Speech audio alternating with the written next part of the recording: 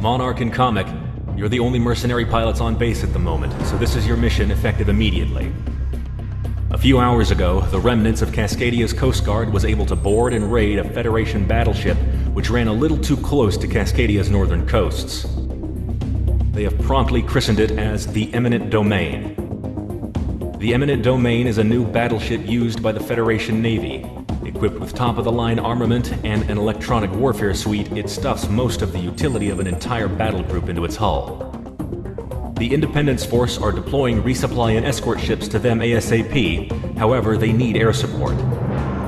We have the means to repair it and gain intelligence from disseminating whatever info we can from its computers, but it is imperative that it is escorted to safe harbor first. Hitman, take off immediately. Dismissed. Even when I'm a mercenary, I still end up fishing. Come on, Monarch, let's go.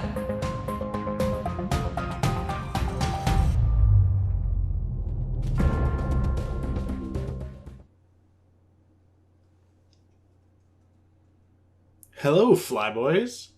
We're back with another mission, and this time it's strange, if anything. To make things interesting, I'm going to go back to a previous plane, and the only reason, honestly, is because, well, someone has already commented about how the SV-37 already has the anti-ship missile, and what makes it so special. Only a few planes actually get to have that weaponry, so it's one of the few missions where there's kind of a real good opportunity to show it off. As always, it's also nice to vary up your skins every once in a while, so let's show off the last one.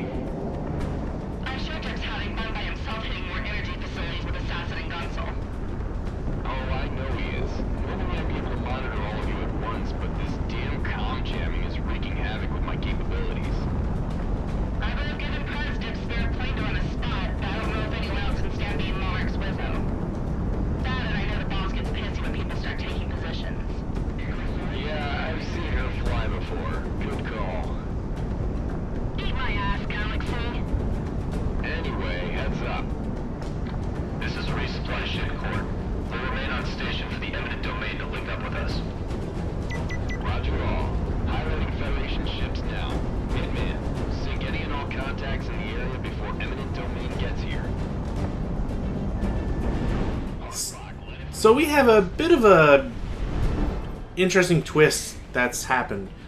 Despite Cascadia and the Federation both seemingly having broad borders on that are essentially water, only the Federation appears to have a functioning navy, or at least one that has survived so far.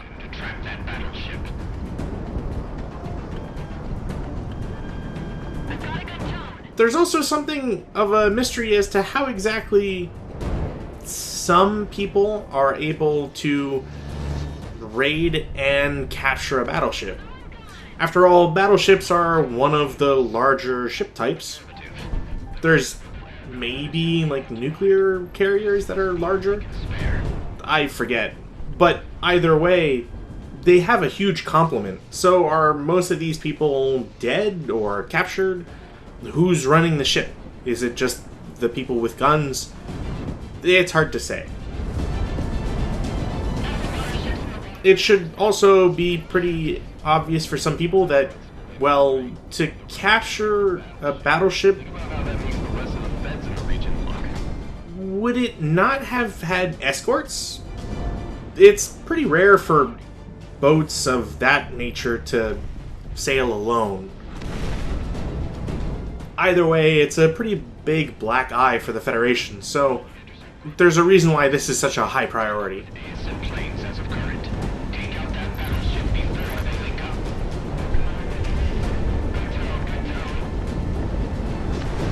It's important for people playing this mission to truly get a grasp of their altitude, marked on the right, but also just the feeling of it.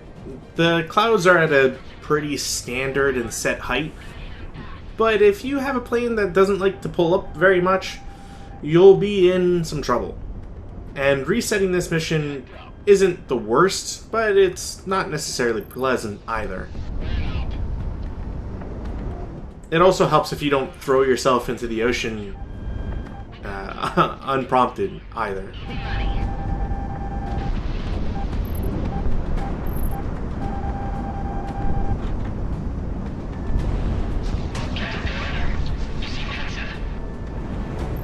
As is typical of games, as you continue, you go into the higher difficulty things. And I think that the minimap is a really good example of your difficulty indicator. We have boats flying around, or sailing around, we have aircraft flying around. But you'll note that one of the bigger weapons that is now being carried on the regular are railguns. And they love to leave a little trajectory on your minimap. At higher difficulties, or just with more railgun capable units, the minimap becomes it's kind of a light bright, essentially.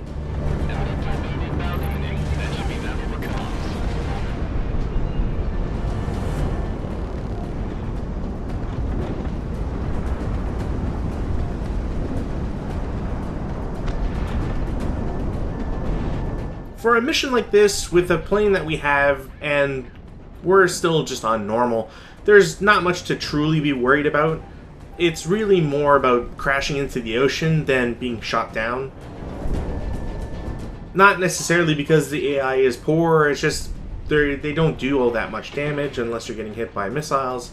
And even being shot at by railguns, if you get hit by them or pass through their sort of residual energy, you don't take as much damage as you might think.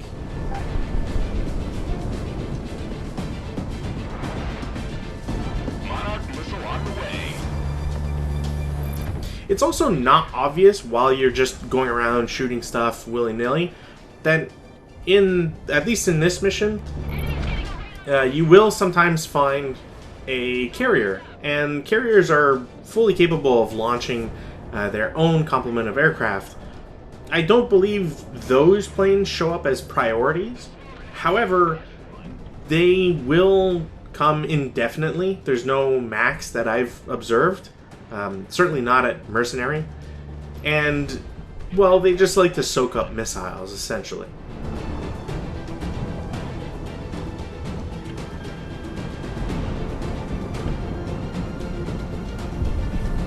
Unfortunately, since so few planes get to use anti-ship missiles, and you typically won't ever get more than one hardpoint for it, you really have to contend with the long reload time. However, by now, I would hope that the effect has been noticeable. Warship Eminent Domain. This is combat flight hitman in the AO. Coming to you feet wet. Say status? Read you loud and clear, hitman. This is the Eminent Domain. Are you all for support? All the birds you got. Hey, give me that. Hold on, sir! This is Captain Woodward, commander of this proud vessel, and we graciously accept your help. Our CIC will feed your AWACS information for priority targets. Get going, we're going to be sunk before we can get back into it. We have surface contacts in front of us. Total enemy strength is now at battle group levels. Behind and forward. Good. Activate secondary guns and load the racks on all batteries. We're not out of this yet. Reporting a kill. Losing hydraulics. Nice and close. I can't see you like that. So once the first group is eliminated, you get a second group, pretty typical. I don't know why those planes weren't really doing anything and just waiting to be taken down.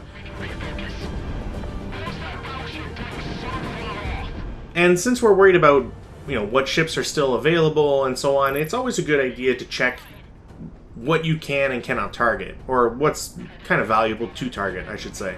Shakedown. Why else would she be underway?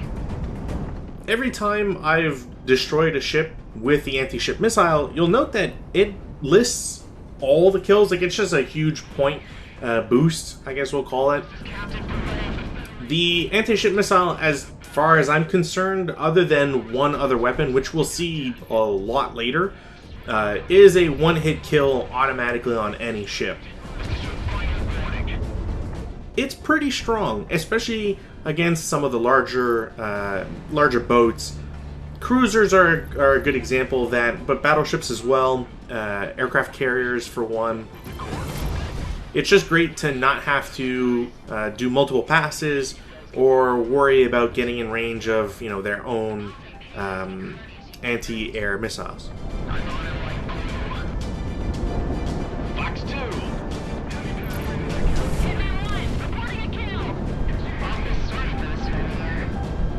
You should see the geothermal storms back in the Federation building.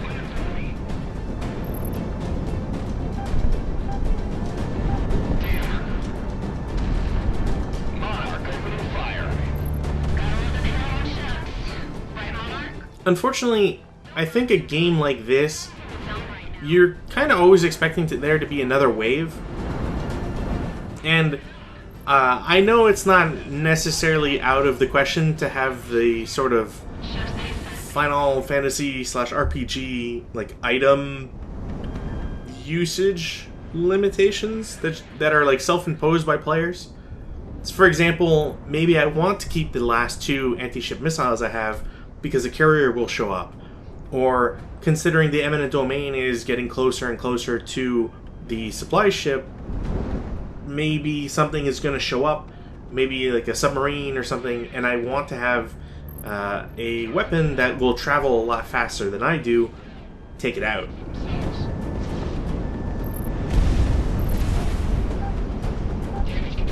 And sometimes you just think to yourself, I'll just shoot everything I have because, well, standard missiles are still alright for the most part.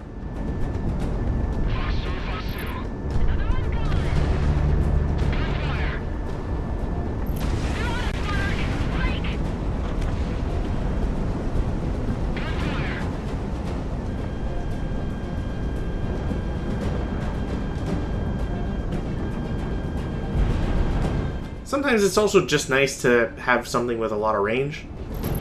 Right on target. It saves you having to fly back and forth a lot, which I didn't really save myself from having to do that anyways, but at least I have enough targets, you know, above the objective to destroy. Who knows, maybe the Federation ship will get closer. Fingers crossed.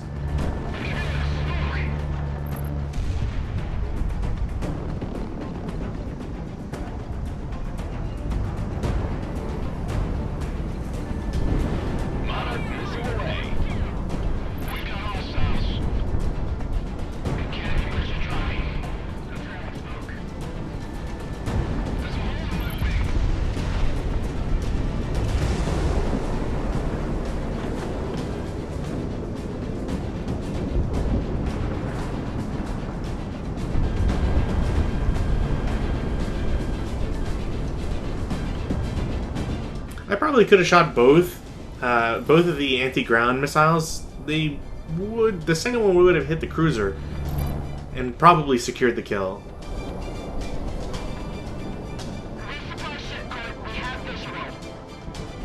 Call to the Eminent Domain. Link up with us and we'll get on out of here.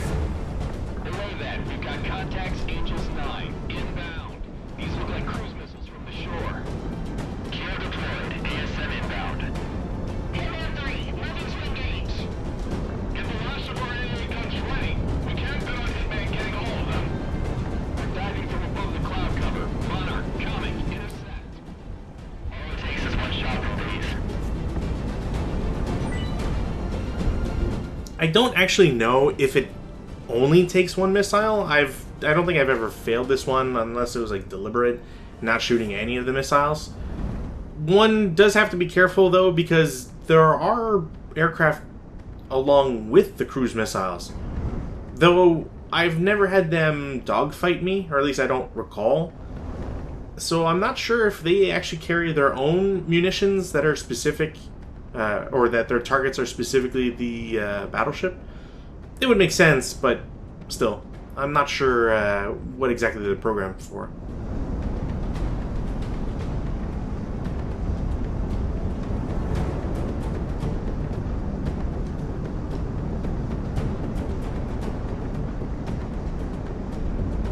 Unfortunately for new players, you will have a very unfortunate discovery when you fight these. Fox 2, good separation. I know I certainly had a tendency to shoot missiles at them, and they do work, but as I was mentioning prior, there's a real problem with aircraft that can effectively dodge a missile and shooting salvos or pairs of missiles too quickly against them, forcing you to essentially miss twice. Fire. It's often better to just use your gun against the cruise missiles than it is the missiles. At the very least, it feels simpler. And it's, I guess, good practice as well.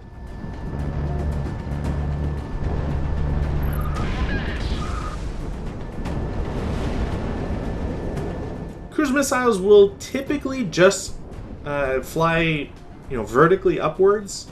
They, as we saw with one of the earlier ones, will sometimes dodge in like a corkscrew / sideways manner, but it's rarer, to say the least.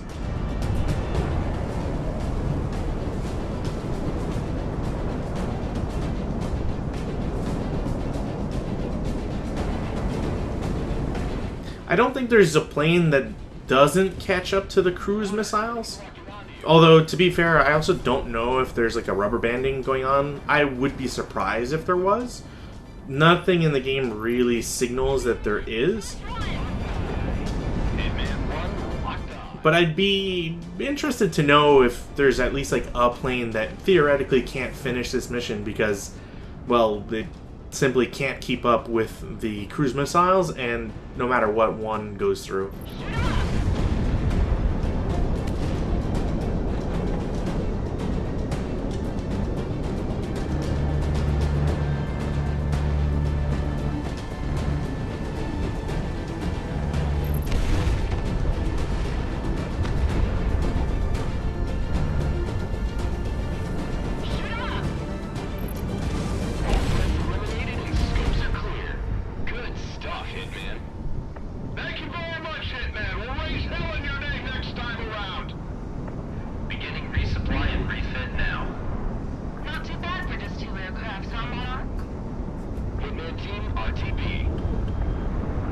Thankfully, the cruise missiles don't really generate turbulence or have a significant exploding radius, so you can get away with getting real close to them.